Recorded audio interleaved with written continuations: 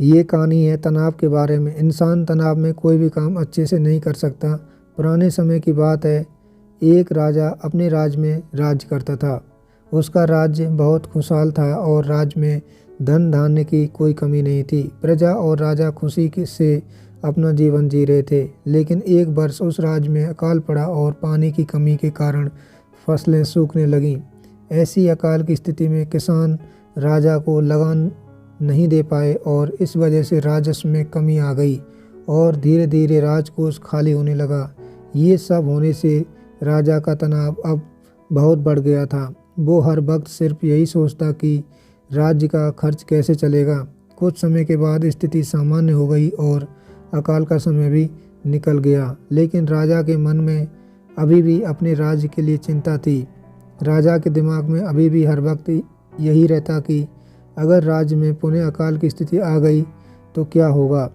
उसके अलावा भी वो दूसरी चिंता करता रहता, जैसे कि पड़ोसी राज्य का भय और मंत्रियों का षड्यंत्र आदि। वो इन सब चिंताओं के कारण रात को अच्छे से सो भी नहीं पाता था और उसकी भूख प्यास भी इस तनाव ने छीन ली थी। वो अपनी इस हालात से परेशान था। राजा जब भी अपने राजमहल के माली को देखता तो आश्चर्य में पड़ जाता, क्योंकि दिन भर मेहनत करने के बाद वह रूखी सूखी रोटी भी मज़े से खाता और पेड़ के नीचे आराम से सोता था। राजा को कई बार उस माली से जलन भी होती थी। एक दिन राजा के दरबार में एक महात्मा आए। राजा ने अपनी समस्या उस महात्मा को बतलाई और उससे ये भी कहा कि आप मुझे इस समस्या को दूर करने का उपाय बताएं। महात्मा ने राजा की समस्या को पहले अच्छे से समझ लिया और बाद में राजा से कहा कि तुम्हारी चिंता की जड़ तुम्हारा राजपाट है। तुम अपना राजपाट पुत्र को दे दो और इस समस्या से मुक्त हो जाओ। राजा ने कहा, लेकिन मेरा पुत्र तो सिर्फ 7 साल का है, वो कैसे राजपाट संभालेगा। महात्मा ने कहा, तो फिर तुम अपना राजपाट मुझे दे दो और इस चिंता से मुक्त हो जाओ। राजा अपना राजपाट उस महात्मा को देने के लिए तैयार हो गया और उसने अपना राजपाट महात्मा को सौंप दिया। इसके बाद उस महात्मा ने राजा से पूछा कि अब तुम क्या करोगे। राजा ने कहा, मैं कोई बिजनेस कर लूँगा। महात्मा ने कहा, लेकिन तुम बिजनेस के लिए पैसे की व्यवस्था कैसे करोगे। अब तो सारा राजपाट मेरा है और इसलिए राजकोष के धन पर भी सिर्फ मेरा ही हक है। राजा ने कहा, कोई बात नहीं, मैं अब नौकरी कर लूँगा। महात्मा ने कहा, अगर तुम्हें नौकरी ही करनी है तो तुम्हें कहीं और जाने की ज़रूरत नहीं है। तुम राजमहल में रहकर ही मेरी ओर से ये राजपाट संभाल लो और मैं अपनी कुटिया में रहूँगा। राजा ने कहा, अच्छा ठीक है।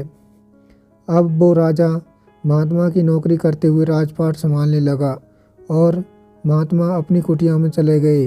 कुछ दिन बाद वो महात्मा फिर राजमहल में आए और उन्होंने राजा से पूछा कि बताओ, अब तुम्हें भूख लगती है या नहीं, तुम्हारी नींद का क्या हाल है। राजा ने कहा, अब तो मैं हर रोज़ अच्छे से खाता हूँ और मुझे हर रोज़ अच्छी नींद भी आती है। राजा ने महात्मा से पूछा कि मैं पहले भी राजपाट का कार्य करता था और अभी भी मैं वही करता हूँ, तो फिर ये परिवर्तन कैसे। महात्मा ने मुस्कुराते हुए जवाब दिया कि पहले तुमने अपने कार्य को बोझ बना लिया था और तुम हर वक्त उस बोझ को अपने दिमाग में लेकर तनाव के साथ घूमते थे। लेकिन राजपाट मुझे सौंपने से तुम अपना सारा कार्य अपना कर्तव्य समझकर करते हो और इसलिए तुम अब तनाव मुक्त हो गए हो। तो दोस्तों, इस कहानी का मोरल यह है कि अगर हम अपना काम बोझ समझकर करेंगे तो हमारा तनाव और भी बढ़ेगा। इसलिए हमें अपना काम अपना कर्तव्य समझकर करना चाहिए।